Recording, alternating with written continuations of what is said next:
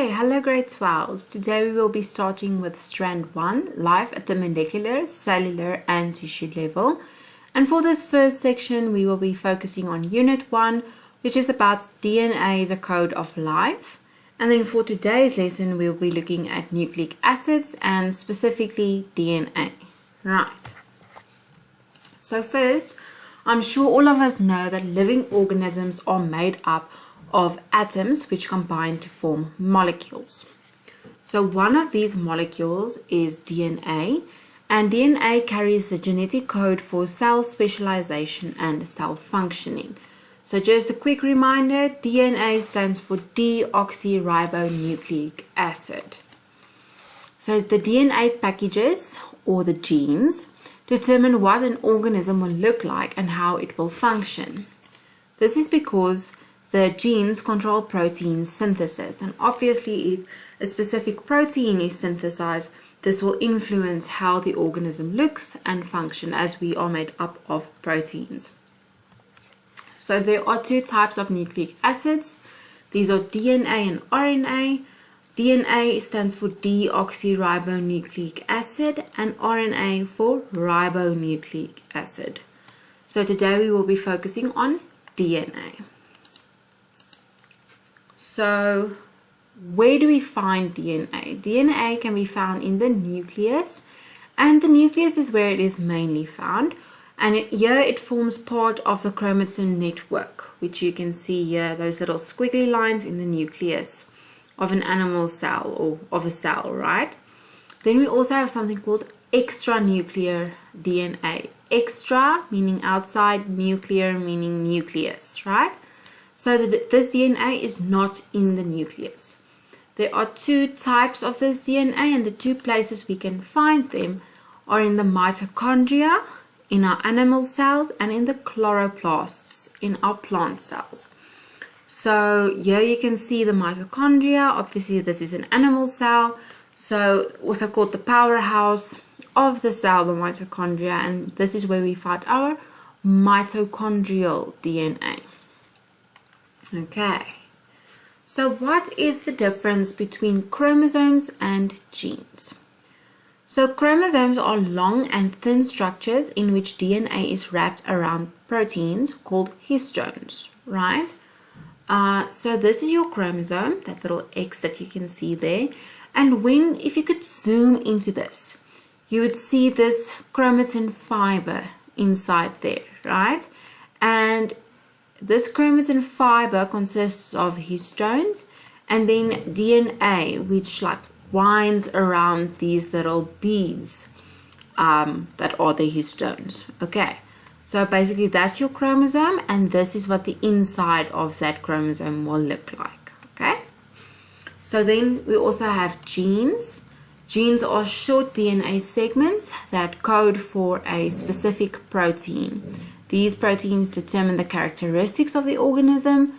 Thus, genes determine how the organism will look and function. So, if you look here, you'll see this could be genes. On your long DNA strand, you have these sections that are called genes.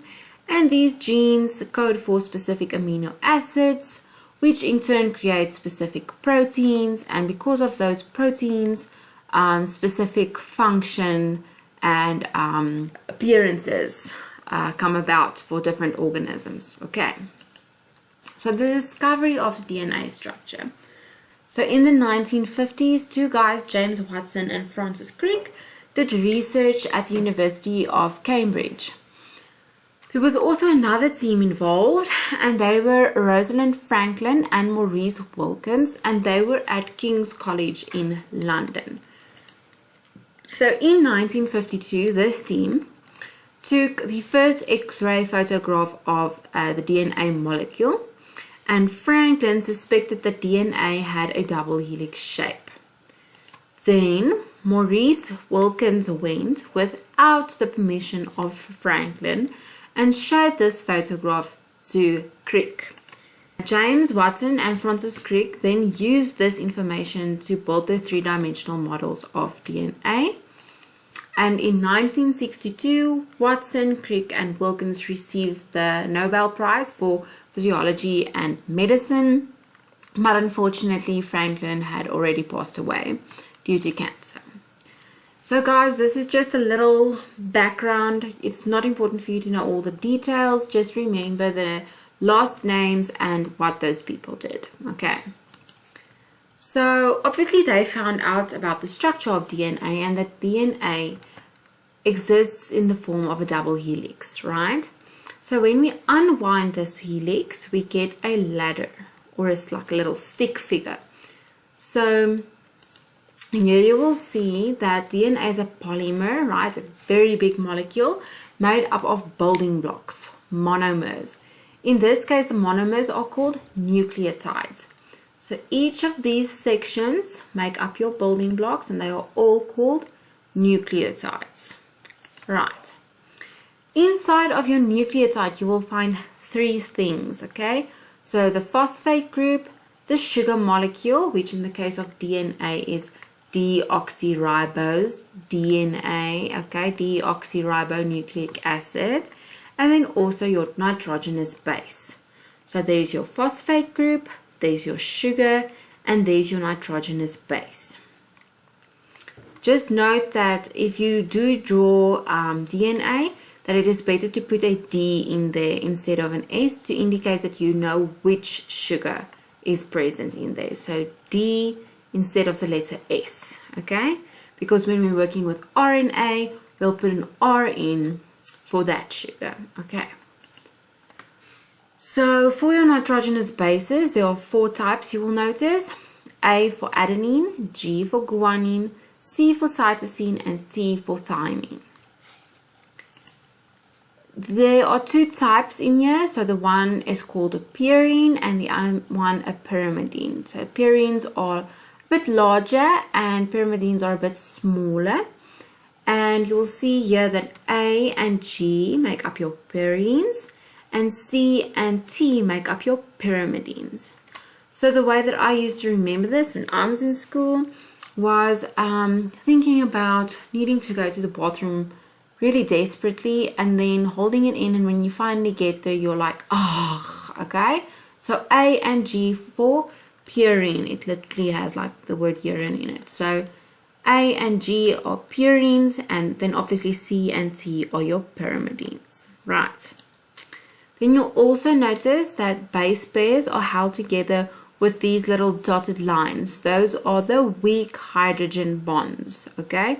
So this is called a base pair, and they are held together by the weak hydrogen bonds.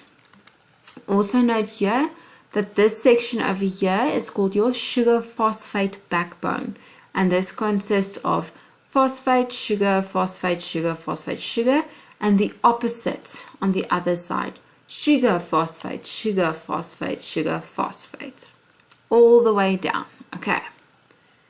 And then also note that tip over there and this tip over here. So with your bonding, so A and C always bond, but they bond with 2 hydrogen bonds, and here you can see that G and C bond with 3 hydrogen bonds. So the way I used to remember this, the little word at, 2 letters, 2 hydrogen bonds, right?